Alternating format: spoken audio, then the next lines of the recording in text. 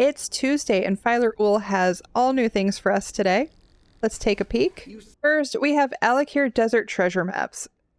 Now, Alakir has Order of Diagna, Withered Hand, and Sword Singer gear, but these maps are super cheap, and none of that gear is all that special. We are skipping that this week. The treasure this week, I think, is the bound style page, Pirate Skeleton Mask. This mask looks really neat. I think a lot neater than a lot of people expect. It is running about 5 million right now on TTC on PCNA, and about 4 to 5 million even on PCEU. So this is probably not a bad buy. It looks really neat.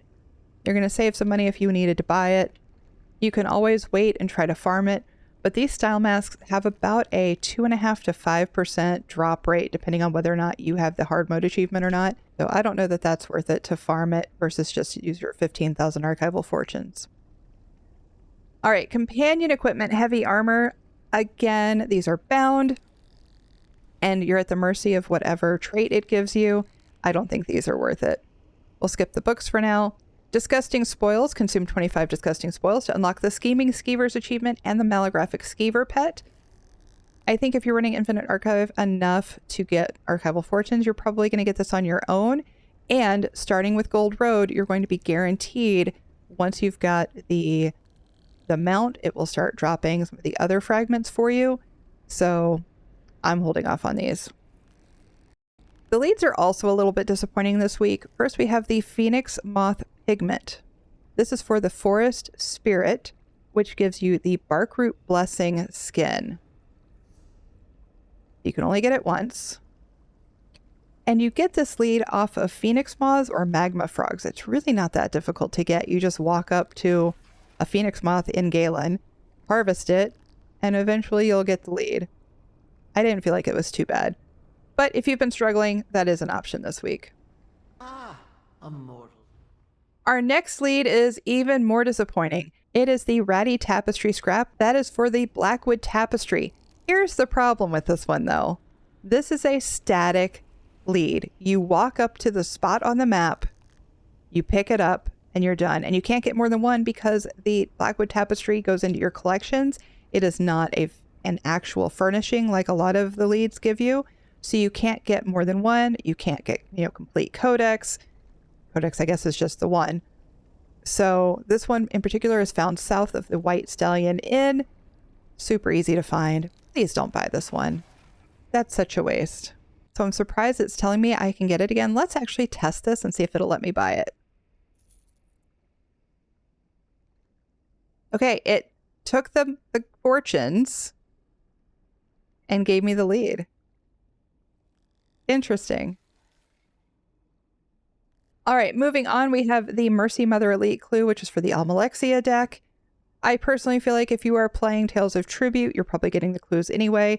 If you're a completionist, but you don't like Tales of Tribute, this is an option for you at 4,000 archival fortunes. I'm personally skipping it. We've seen a lot of the Sigil Glow Globe pieces lately. 7,000 archival fortunes. This is normally found off of Mobs and Sunhold, a public dungeon in Somerset. This is the emote. It takes 7 different Sigil Glow Globe pieces to make the emote. So if this is the only one you're missing, maybe grab it, but it's pretty easy to farm or buy off of traders.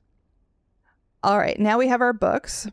Deal with the Daedric Prince. It's a fairly plain looking book. We've seen several like this already. This one drops from Bastion Nimics, but the eidetic memory comes out of Telvanni Peninsula. If you're not yet familiar how that works, there is a link below with a spreadsheet of where everything comes from and an explanation of how to get these books. This one is super pretty though. This is the one I'm excited about this week.